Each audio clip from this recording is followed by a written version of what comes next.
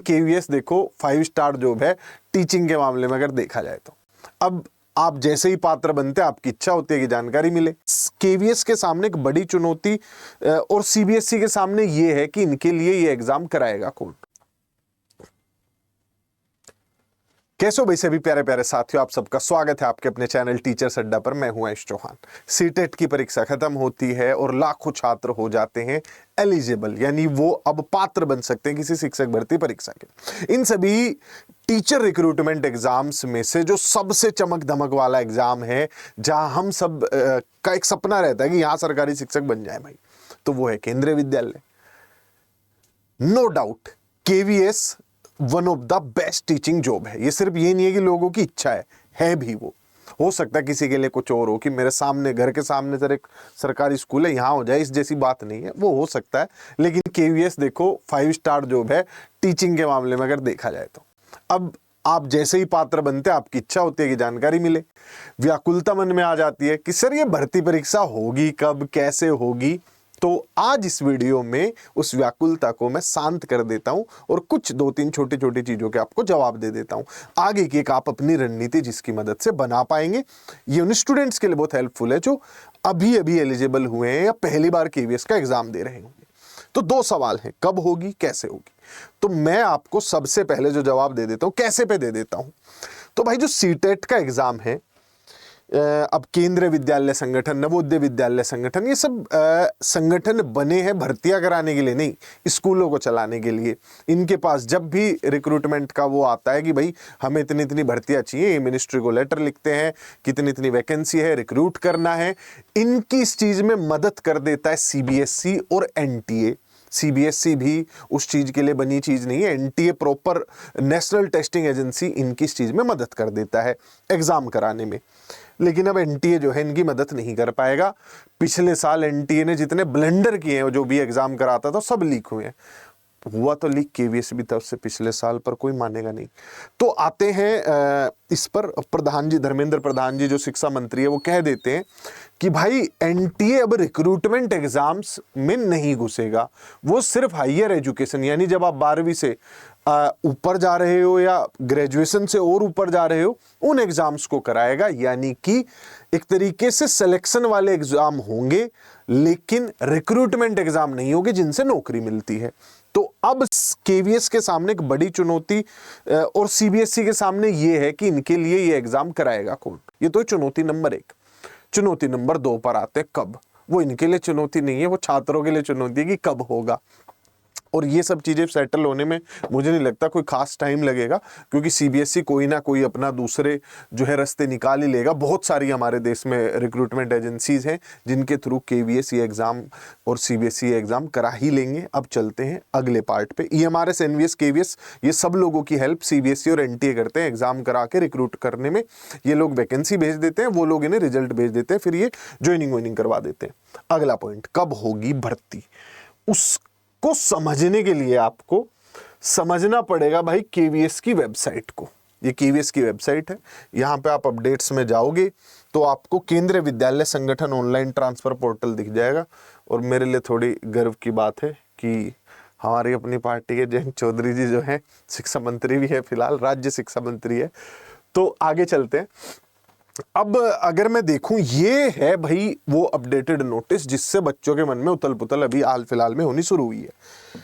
और बहुत से लोग इसे देखकर परेशान है। डिस्प्ले ऑफ टेंटेटिव वैकेंसीज 1 अप्रैल 2025 की। सर अप्रैल में जो है टेंटेटिव वैकेंसीज आ जाएंगी। तो मैं थोड़ा सा समझा दूं कि ये नोटिस आपके काम का भी और नहीं भी है। 2025 जो साल है, हर साल केवीएस में जो है साल के शुरू में ट्रांसफर पोर्टल खुल जाता है। जो लोग इंटरनली केवीएस में काम कर रहे हैं वो ट्रांसफर्स होते हैं उनके, वो भाई जहां जहां पे वैकेंसीज हैं उसके हिसाब से वो ट्रांसफर लेते हैं। पर ये जो वैकेंसीज हैं उन्हीं के लिए काउंट की गई है, ना कि रिक्रूटमेंट के लिए काउंट की गई है। बताएंगे कि भाई फलाने स्कूल में भी बागपत में केंद्रीय विद्यालय है और वहां पर 2 पीजीटी टीचरों की जरूरत है, इसी सब्जेक्ट की, तो आप अप्लाई कर सकते हो और वो फिर मेरिट बेसिस पे ट्रांसफर्स होते हैं। बेसिक सी प्रक्रिया है एक, जो मतलब उस टाइम पे एलिजिबल है ट्रांसफर के लिए।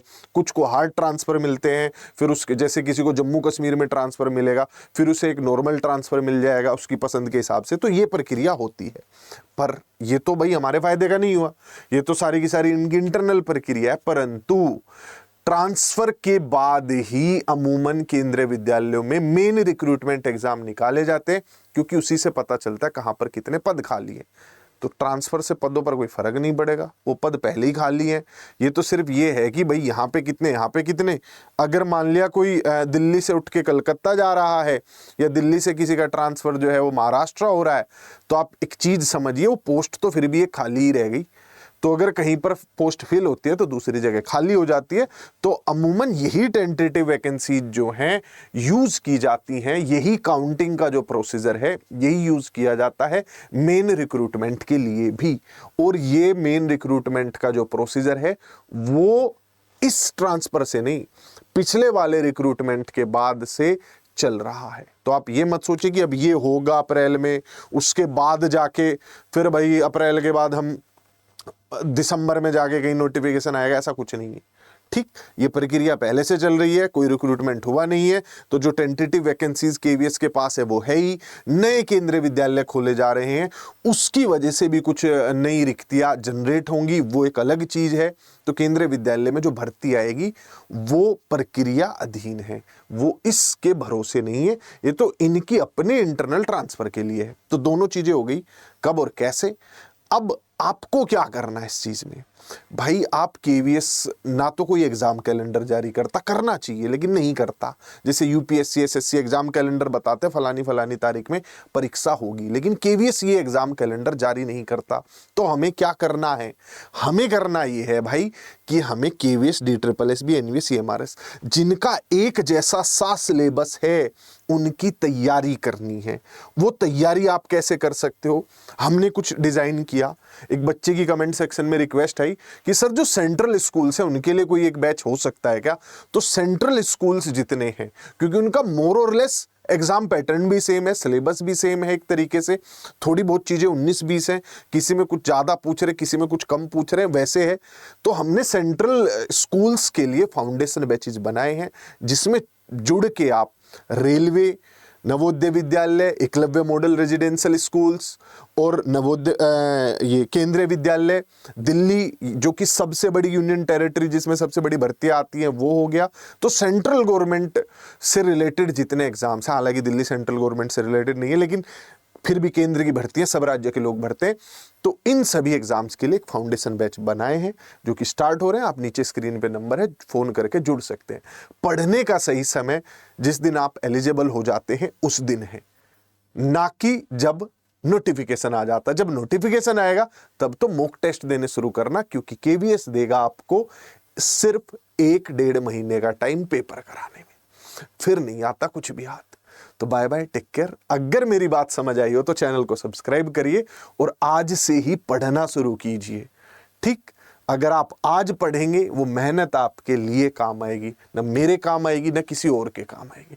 तो आज से ही पढ़ना शुरू कीजिए, कैसे भी पढ़ना शुरू कीजिए। चाहे एनसीईआरटी उठा लीजिए, बैचेज छोड़ो, एनसीईआरटी उठा लो, जाके 6ठी से लेकर 10वीं तक की किताबें उठा लो, उन्हें पढ़ना शुरू करो। तो बाय बाय, टेक केयर, फिर मिलेंगे।